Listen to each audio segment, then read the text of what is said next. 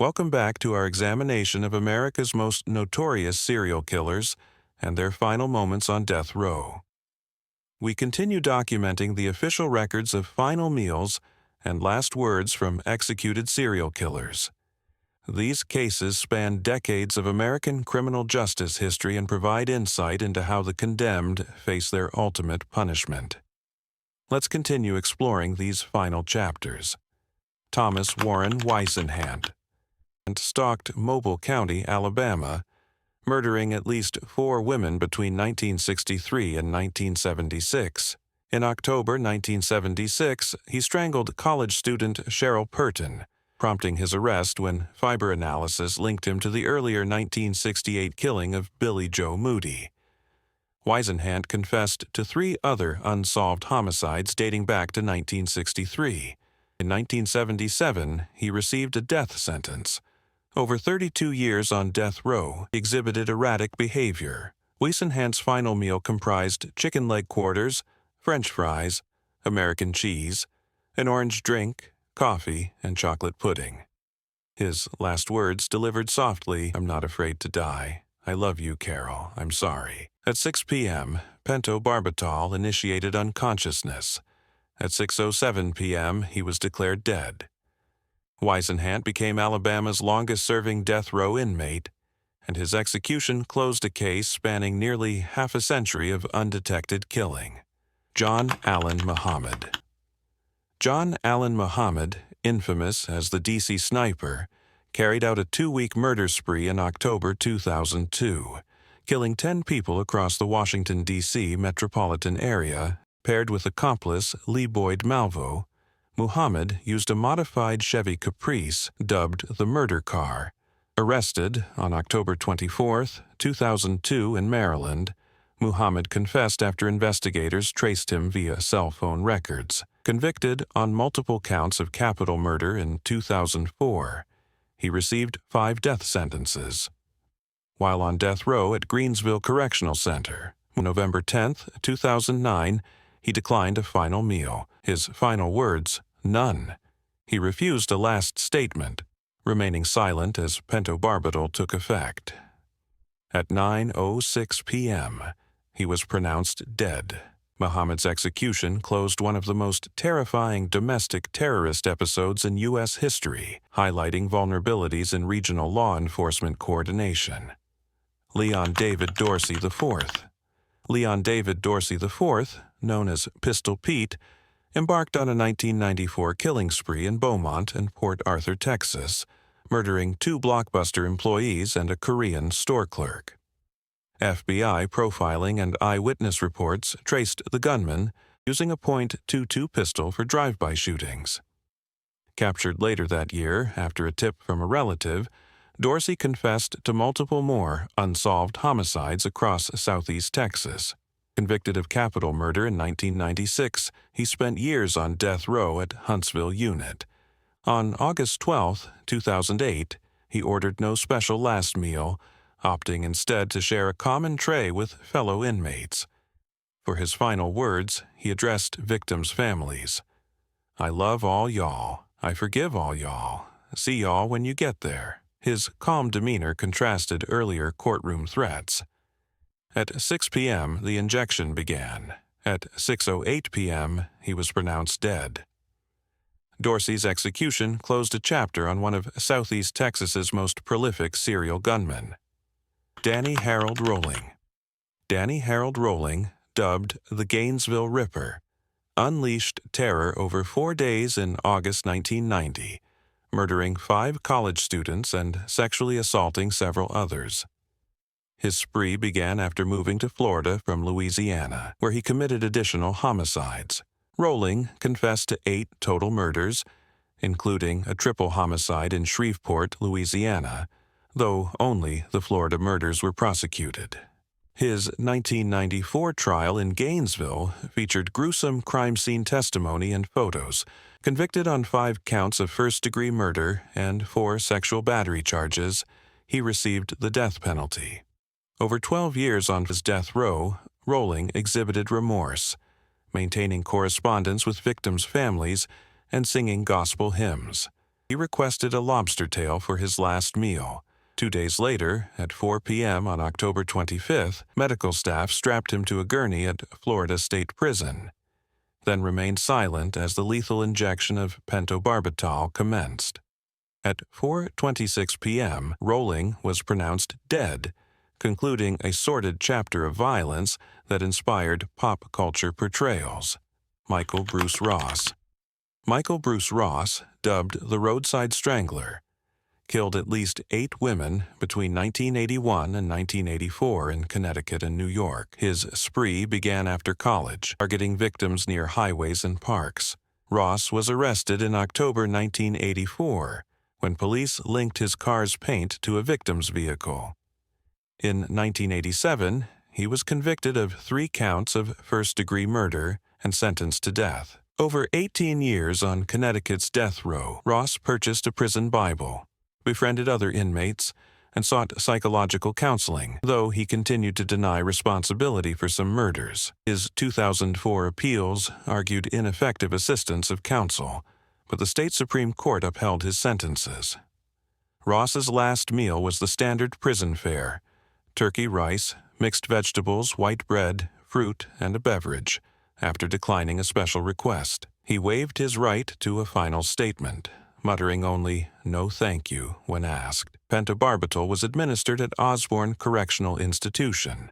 By 9:15 p.m., Ross was pronounced dead, becoming Connecticut's final execution before the 2015 abolition of capital punishment. His case remains controversial for its ethical debates on lethal injection and mental health. Stephen Wayne Anderson. Stephen Wayne Anderson, a contract killer turned spree murderer, admitted to at least 8 homicides across multiple states between 1985 and 1990, including an inmate killing at California Men's Colony in 1992. He was convicted in 1996 for the 1990 murder of Elizabeth Lyman in Lompoc. Anderson used a .45 caliber pistol in a series of professional hits, later confessing to contract killings for drug traffickers. During his 1996 trial, prosecutors introduced videotaped admissions where Anderson boasted about killing for money. He was sentenced to death. At San Quentin State Prison, he spent 6 years on death row, rejecting appeals and maintaining he deserved execution. On January 29, 2002, Anderson's final meal request: 2 grilled cheese sandwiches with radishes, 1 pint of cottage cheese, a hominy corn mixture, 1 peach pie slice, and 1 chocolate chip ice cream, was served at 10 a.m. He refused a final statement, staring blankly at witnesses. At 11 a.m., a single dose of pentobarbital was administered. By 11:06 a.m., Anderson was pronounced dead. His execution closed a chapter on a killer whose motives were purely transactional and financial. Alton Coleman. Alton Coleman, alongside accomplice Deborah Brown, embarked on a multi-state murder spree across Illinois, Wisconsin, Indiana, Ohio, and Michigan between May and July 1984. Their crimes included the strangulation and stabbing of 8 victims. Coleman confessed to all 8 homicides during a 1984 interview, citing substance abuse, sexual sadism, and a fascination with death. Arrested in Illinois in 1984, he was initially tried and convicted for murders in Wisconsin and Indiana, receiving consecutive death sentences. Extradited to Ohio for the 1984 Indiana murder of, he was tried in 1985 and again sentenced to death. Over 17 years on Ohio's death row, Coleman underwent psychiatric evaluations that diagnosed antisocial personality disorder. His last meal was a well-done filet mignon smothered with mushrooms, fried chicken breasts, a salad with French dressing, sweet potato pie topped with whipped cream, French fries, collard greens, onion rings, cornbread, broccoli with melted cheese, biscuits and gravy, and a cherry Coke. Over 25 items totaling $60. Before lethal injection at 10 a.m., at 10:09 a.m., pentobarbital was administered, and he was pronounced dead at 10:17 a.m. Coleman's execution ended one of the most extensive family annihilation sprees in U.S. history. Franklin Dwayne Alexander. Franklin Dwayne Alexander's October 1997 crime spree in Houston involved multiple kidnappings, 2 murders, 9 robberies, and 2 sexual assaults. Investigators linked him through ballistic evidence and eyewitness accounts. During his 1999 trial, Alexander admitted guilt for 1 killing, but prosecutors showed he was responsible for at least 2 homicides. Convicted of capital murder in 2000, he was sentenced to death. While incarcerated at Huntsville Unit, Alexander attended church services and corresponded with a prison minister. On March 30, 2010, he declined a special last meal, minutes before lethal injection. His final words, "I am not the monster they made me out to be. I made lots of mistakes." As pentobarbital flowed, his breathing slowed. At 6:12 p.m., he was pronounced dead. Alexander's execution ended a reign of terror that exposed the intersection of crime, Reginald Perkins. Reginald Perkins's descent into violence culminated in the December 2000 murder of his stepmother, for which DNA evidence and family testimony led to his arrest. Chain of custody errors nearly derailed the prosecution. Forensic retesting solidified his guilt. Linked by DNA to 2 other unsolved 1991 Fort Worth murders, prosecutors sought the death penalty for the stepmother killing. In 2003, a jury convicted him of capital murder. Between 2003 and 2008, rounds of appeals challenged ineffective counsel and disputed forensic protocols, but courts upheld the sentence. While on death row at Huntsville Unit, Perkins maintained innocence, sending letters to a prison minister claiming wrongful conviction. He requested no special meal but asked to speak to a spiritual advisor one last time.